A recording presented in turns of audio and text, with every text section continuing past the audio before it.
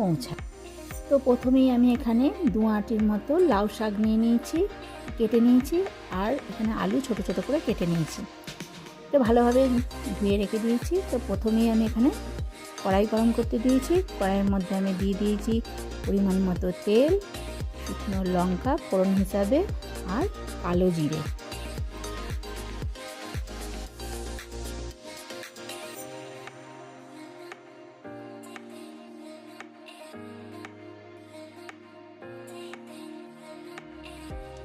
ফোড়নটি ভালোভাবে হয়ে এলে এর মধ্যে দিয়ে দেবো আমি কুচানো লাউ শাক,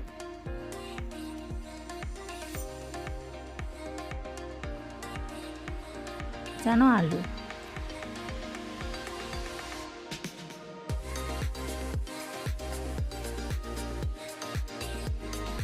করলাম 4টে কাঁচা পাকা লঙ্কা, এখানে 2 চামচ লবণ আর 2 চামচ হলুদ দিয়ে এটা ভালোভাবে আমি নাড়াচাড়া করে নেব।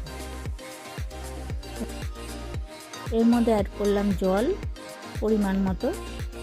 এটা ভালোভাবে নাড়িয়ে চাড়িয়ে এখানে আমি ঢাকনা দিয়ে এটা ঢেকে দেবো 20 মিনিটের জন্য। পোস্ত করার জন্য আমি এখানে নিয়ে নিয়েছি পরিমাণ মতো পোস্ত আর 4টি শুকনো লঙ্কা, এটাকে আমি পেস্ট করে নেব। তো এখানে 20 মিনিট পর ফিরে এসে দেখলাম আমার এটা প্রায় সেদ্ধ হয়ে গেছে। তো এখানে আমি পোস্তটা দিয়ে দিলাম।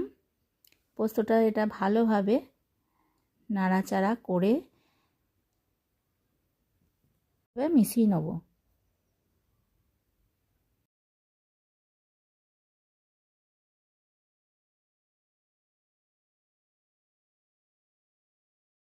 পাঁচ মিনিটের জন্য আমি এখানে ঢেকে দেবো।